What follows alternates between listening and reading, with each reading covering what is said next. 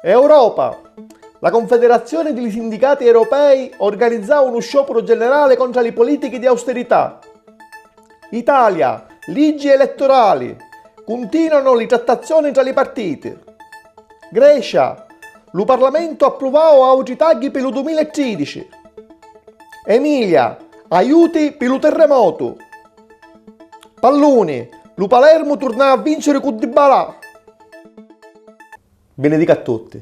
Lo giorno 14 di novembre la Confederazione dei Sindacati Europei organizzava lo sciopero generale contro la mala amministrazione delle politiche economiche dell'Unione Europea. Le manifestazioni ebbero maggiore successo in tali paesi come la Grecia, la Spagna, lo Portogallo e l'Italia, che antast'anni subbero malamente le politiche di austerità e di tagli ordinate dall'Unione Europea che fecero assai danni all'economia di questi paesi. Milioni furono i cittadini europei che scenderono tra le più importanti piazze e state dell'Europa per dire no alla perdita crescente delle sovranità popolari a favore di oligarchie politiche economiche che invece di aiutare e proteggere i popoli fanno sempre più assai l'interesse delle multinazionali e degli banchieri senza scrupoli, facendo ire in ruina sempre più imprese e famiglie che non riescono a campare perché perdono il travaglio e magari la speranza. Continuarono sta passata settimana le trattazioni tra i partiti per cancellare la legge delle elezioni. Lo scontro è sopra lo premio di maggioranza. L'UPD lo volesse all'10%. Casini dell'UDC si disse d'accordo, ma non volesse lo centro schiavo della sinistra. Alfano per l'UPDL dice che lo premio dello 10% è troppo alto perché, quando visto a pigliare lo 30% delle vote, potresti pure arrivare allo 55% in Parlamento. Nuddo parla di la soglia dello 5% che impedisce alle partiti più uniche o alle formazioni nuove di arrivare allo Parlamento a favore delle grandi e vecchie partite. Lo 12 di novembre, per la manata di voti, lo Parlamento greco approvava lo bilancio dello 2013, che passava con 167 voti favorevoli contro le 128 contrarie tra i 299 votanti. I deputati dei tre partiti fedeli al governo Samaras votarono a maggioranza i tagli della spesa per 13,5 miliardi di euro. A dimandate dell'UE, la BCE e l'FMI e che la Grecia avesse a fare, come condizione indispensabile per avere gli aiuti di 31,5 miliardi di euro. A niente servero le proteste di più di 20.000 cristiani in tale centro di Atene e davanti alla sede dello Parlamento contro queste misure del governo. Dall'inizio del mese di ottobre a ora, a Canao 240 lo numero dei cristiani che furono ammazzati tra le strade di San Paolo, in talo Brasile. La metà furono uomini della polizia. Tra lo passato fine di settimana ci furono voci ammazzatine e la maggior parte di questi attacchi di violenza si appero quando ci fu l'elezione a sindaco della città di Ferdinando Haddad, dello partito della Travagliatura.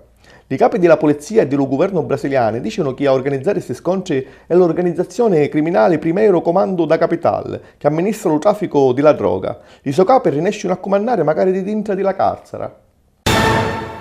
La passata domenica, lo presidente del Parlamento europeo Martin Schulz dichiarò che i 5 paesi che lo passato vennero avevano bloccato i denari che l'Europa avesse a dare per le zone del terremoto in Emilia si avessero a vriognare.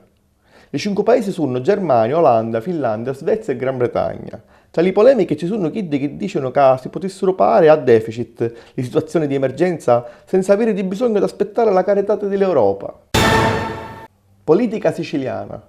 La mattina di sabato 10, la Corte d'Appello di Palermo proclamò ufficialmente a Rosario Crocetta presidente della regione siciliana.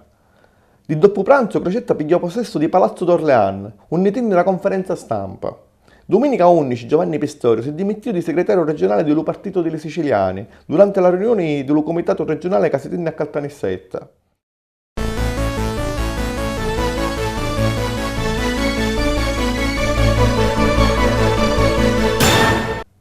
Benedica a tutti, Palloni, Serie A. Lo Palermo, domenica 11, a Menziorno battiu la Sampdoria allo stadio Barbera con il risultato di 2-0. Tutti e due i riti li fece lo giocatore argentino Paulo Dybala nello secondo tempo. Lo giorno prima lo Catania aveva pareggiato a Cagliari per 0-0. Palloni, Lega Pro, prima divisione. Lo Trapani pareggiò 2-2 a Como. Le Granato avevano segnato per primi con Mancoso all'11° di lo primo tempo, ma si fecero rimontare e superare di Como. All'ultimo secondo della partita, la rete di Riuri di Basso evitò la immeritata sconfitta di Lipicciotti di Boscaglia. Pallacanestro, Lega 2. Dopo 6 giornate, Luca Podorlanno continua a cercare la sua prima vittoria. Domenica 11 perdì in casa contro Triesti, P81-97. L'altra squadra siciliana, lu Barcellona, vince fuori casa 80-82 contro Luca Sali Monferrato. Amalia Rodrigues fece conoscere a tutto il mondo lo fado, la musica popolare portoghese.